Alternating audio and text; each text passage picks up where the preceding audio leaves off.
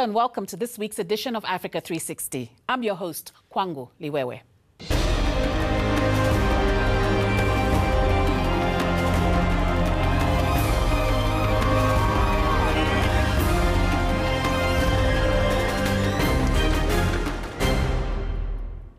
Drought and heat waves, severe storms and rising sea levels. These are the impacts of climate change. While Africa has contributed least to the factors that cause climate change, this continent and its most vulnerable communities will bear the brunt of its devastation. This week, we zoom in on some of the continent's biggest polluters. Africa 360 visited the outskirts of the coal mining city of Emalahleni in South Africa and witnessed firsthand the impact it's having on communities in the area.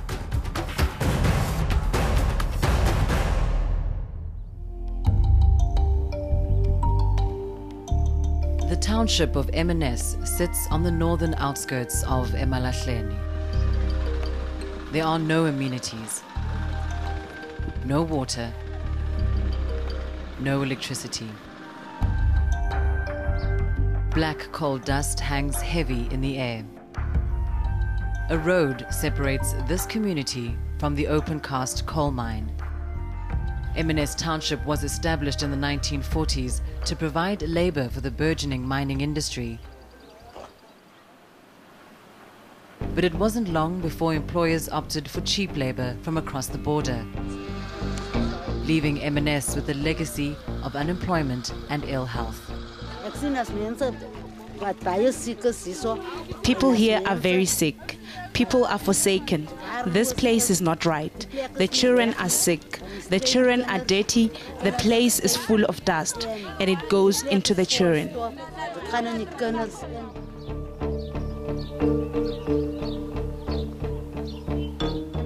Not far from M&S is the Township of Coronation, a bleak wasteland of abandoned mines.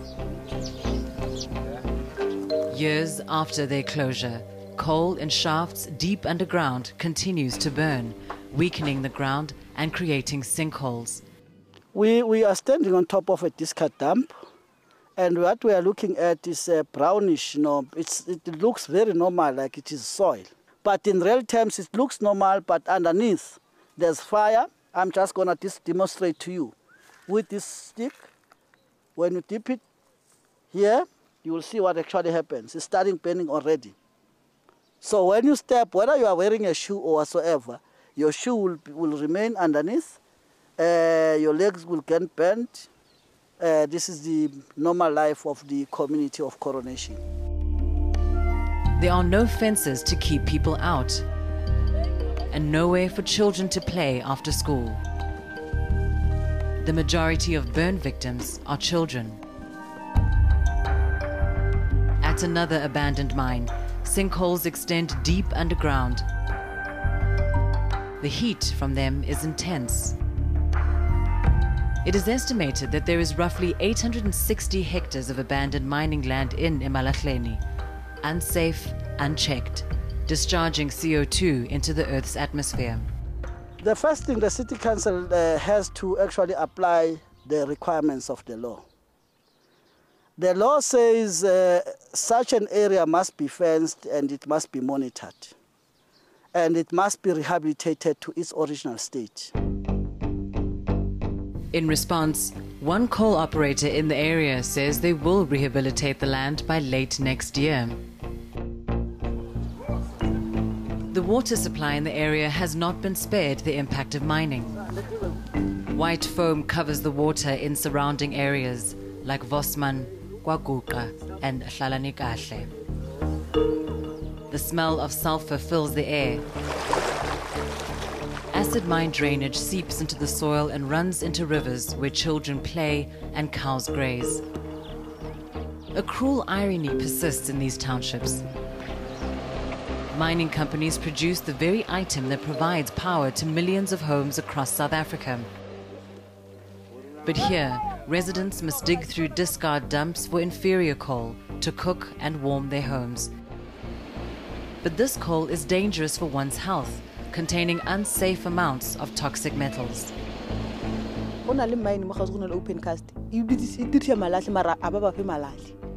Mining companies are producing quality coal, but it never gets to communities like MNS and Coronation. They dump the inferior coal, and people in MNS don't know the difference. So they make coal fires from this inferior coal. The flame is blue in color and it will make you sick. It will make you dizzy and give you headaches. Boys are free to dig for coal here. They walk home with a wheelbarrow full of cheap coal.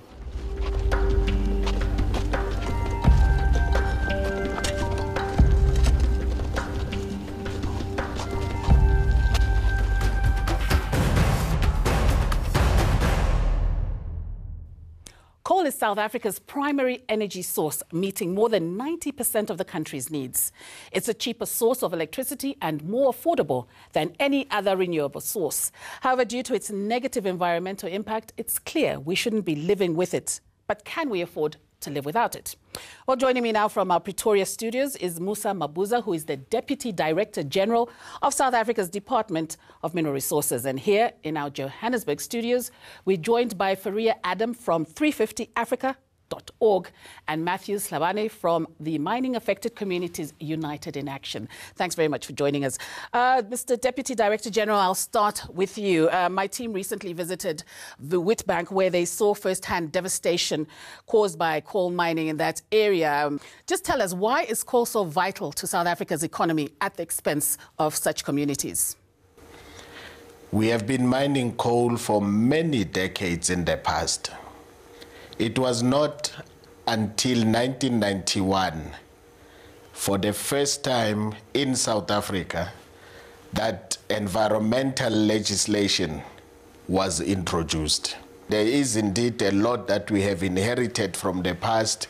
There's a lot that we are correcting, but we certainly have got to continue developing coal because it has an important role to contribute to development broadly, not only economic, but development of the people overall. Faria, maybe you can come in there and tell us, is there any other option to coal?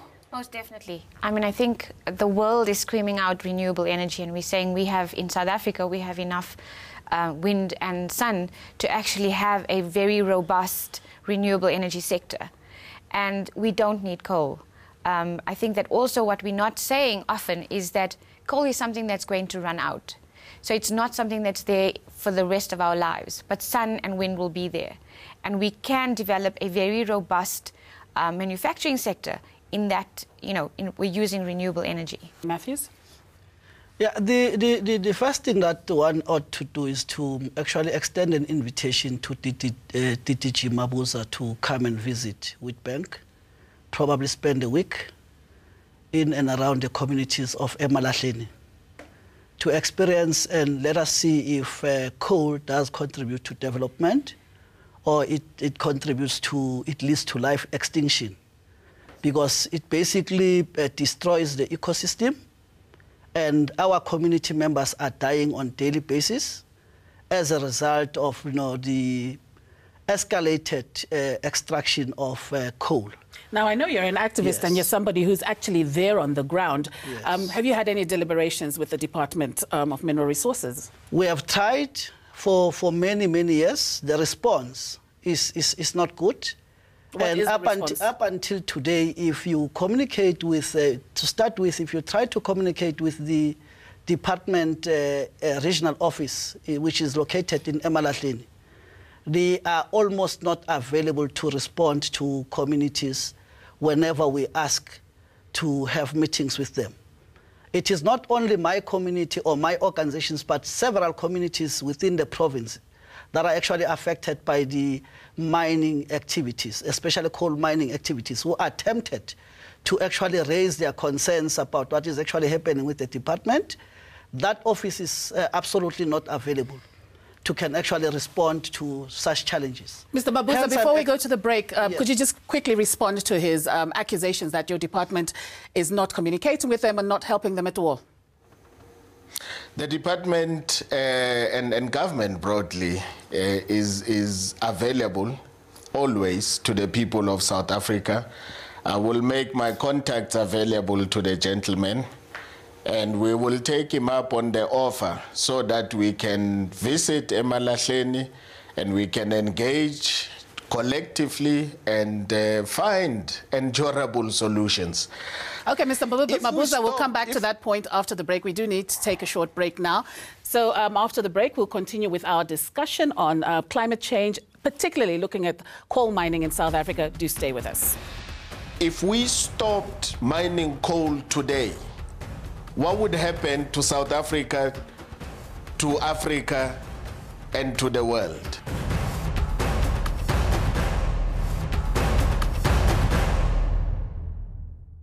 Welcome back to Africa 360. This week, we're focusing on Africa's biggest climate polluters and what Africa can do to minimize the negative impact of global warming.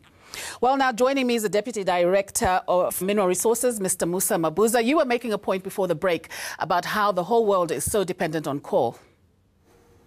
I was indeed. I was saying that we need to be responsible on how we advanced whatever solutions. I mean, it's in real life, you can't just close one tap and open the other overnight. If we stopped mining coal today, what would happen to South Africa, to Africa, and to the world? Matthews, what would happen to the world if we stopped mining coal today? We will live in a very, very safe, sustainable world. It is a failure to creatively think and adapt to new technologies of renewable energy. Even though people realize that we're losing our water resources, we're losing our catchment areas. Communities in the Witbank area, community members cannot be able to afford a purified bottled water. It is only the rich that can afford that. Can I come then to the actual discussion? Mr. Mabuza has mentioned that globally we're still dependent on coal. But the reality is that there's a push to move away from coal. So if we have the UN Integrated Panel on climate change is saying that coal is the reason why our greenhouse gas emissions are so high. And it's fossil fuels. So we need to reduce our dependence on fossil fuels. That is become a global thing. Whether it's still very much powering our energy doesn't make it right. There's also a very big movement now to say, actually, we need to divest from coal. The World Bank won't even fund coal projects anymore because it's such a problem. So I think that's, when you look at it globally, that's what's happening. Also, and if you look at it on the continent, what's the picture like on the continent? On the continent, South Africa is the most dependent on coal. A lot of other African countries use hydropower, or some of them just don't have a lot of electricity. And that's why we're saying this is actually why, as 350 Africa, we're saying that renewable energy works better in Africa. Because having these centralized grids, which we still seem to think work, and globally people are saying that is not the way to go. We need to go decentralized, and have decentralized energy will get the power to the people. Then that's the way we need to move. But what our government is doing is building these huge mega power plants like Medupi and Kusile. And then we have the case of 32 companies enjoying at least 46% of the electricity supply. 32 companies. So you have then communities who live right next door who have to deal with the pollution. They have to deal with the water pollution, the air pollution, as well as not have access to electricity. That is not development. Well, thanks to our guests for that discussion on climate change and its adverse effects on local communities. Well, our focus so far has been on coal mining in South Africa. And now let's take a broader look at the impact of climate change on the African continent.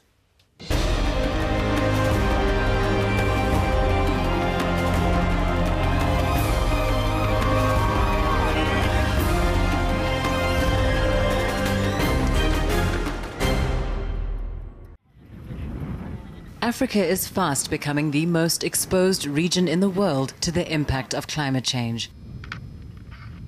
Dry areas are becoming drier, wet areas wetter. Crop failures are on the rise, livestock deaths too. Between 2012 and 2013, an estimated 10 million people were displaced by extreme weather across the continent. Seasonal floods raged in Mozambique, Niger, Chad, Sudan and South Sudan. They all have vulnerable populations affected by conflict. South Africa and Nigeria are among the continent's biggest emitters of carbon dioxide. Experts urge both to invest in renewable forms of energy instead of depending on fossil fuels such as coal and gas. In many places, oil exploration has devastated the environment, impacting on water supply and food security. The Niger Delta, Africa's largest wetland and coastal marine ecosystem, is a disturbing example of the resource curse. Oil spills, waste dumping and gas have damaged the soil, the water and air quality, affecting the livelihoods of the region's poor. With Africa's population set to double by 2050, the impact of natural disasters will be worse in Africa compared to anywhere else in the world. If Africa is to avert a climate change catastrophe, regional and global stakeholders have to invest in the continent's capacity to adapt. Activists are calling on the West to accept accountability for causing climate change and to provide long-term climate finance for the most vulnerable developing nations. To join me after the break as I speak to a Nigerian activist involved in environmental action in the oil-rich Niger Delta. Stay tuned.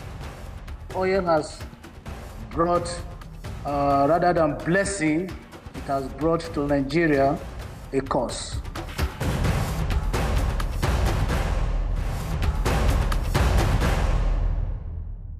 Welcome back to Africa 360. This week, we're focusing on Africa's biggest climate polluters and what Africa can do to minimize the negative impact of global warming.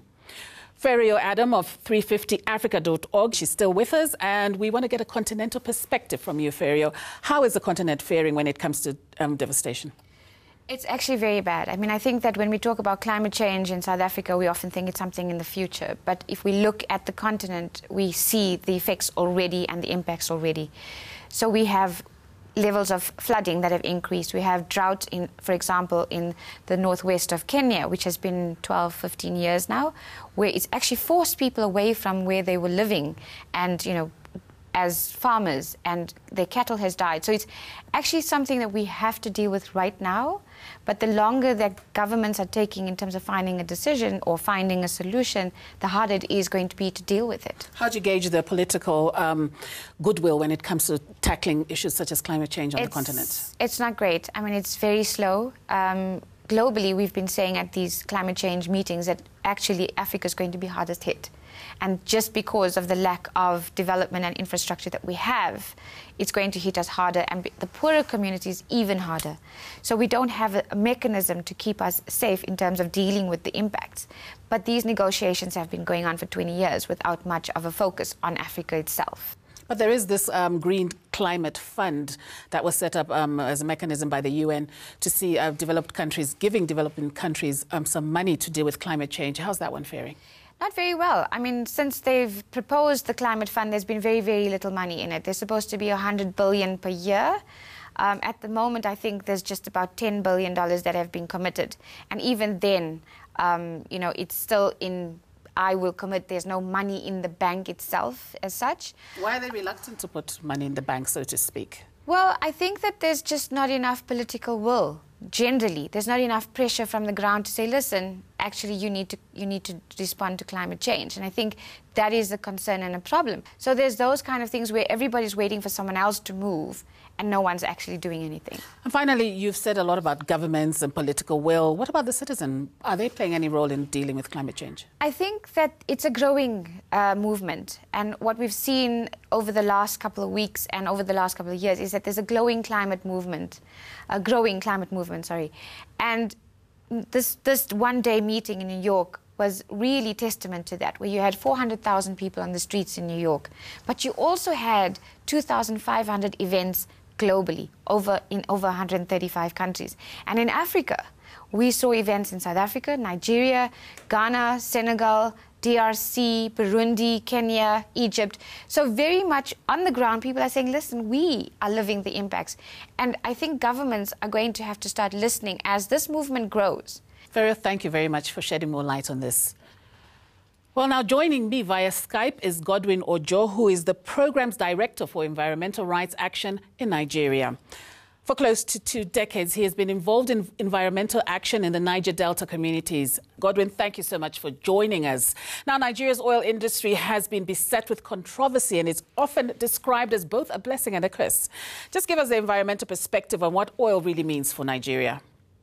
Daily life in Nigeria have been brought to a standstill because the political domain, the economic domain, the social life of the people all transcend and revolve around oil struggle. So the struggles you find in Nigeria is about how to seize the oil resources, be it political struggle, economic struggle, whatever kind of struggle that we find, it is struggling for oil. So oil has brought, rather than blessing, it has brought to Nigeria a curse. Just how badly contaminated is the Niger Delta? Give us some examples of how communities here are experiencing the impact of environmental devastation. The Niger Delta is massively polluted. The water has been polluted. The livelihood of the people have been destroyed. The fisheries have depleted seriously. The farm yield has also reduced very significantly. We have a situation of the UNEP report released in 2011, where in Ogoniland, hydrocarbons have been found on the depth of 5 meters in soil level contamination. And also benzene, a carcinogenous substance, has been found in water consumed by the people. So much so that there is pollution of 900 times substances found in water, 900 times beyond WHO standard. So oil has really not only devastated the economy of Nigeria, it has also ruined rural livelihoods, and this is too bad for us. Godwin, what progress has been made in addressing the oil spills? Have either the government or oil companies taken steps to address the damage caused? Unfortunately, the Nigerian government has lost the political will to bring about transparency and accountability on the oil and gas process in Nigeria, so much so that the petroleum industry is having a field day. What we find is that the oil industry is the one that is doing the pollution, is involved in destruction of livelihoods. They are the one that conduct the assessment of the level of damage. They are the one that also arbitrarily set up a compensation regime. So under this condition, where the polluter is also in charge of the oversight function, is really harming the country. Well, thank you very much, Godwin, for joining us here on Africa 360. And that brings us to the end of yet another edition of the show. Please share your views with us on our discussion today. You can join the debate by going to our Facebook page or tweet us your views at Africa360_ENCA. You can also send us an email to africa360@enca.com. So until next time, it's goodbye for now. Thanks for watching. We're here for the 350africa.org We Lead You concert. It's got a whole bunch of talented people coming together in the fight against climate justice. We're using our talents to raise awareness for this awesome movement. Can you dig that? How history, a monument of a man a maggot can make. Can't nothing suit your tie when you're up to your neck in shackles that your soul can't shake. Time turns you into a slow death at a fast pace, but we are born of miners and railway workers who built this city on their backs. Bless their souls. They dug deep so we could stay on track. Bless their souls. They dug deep so we could stay on track. Bless their souls. They dug deep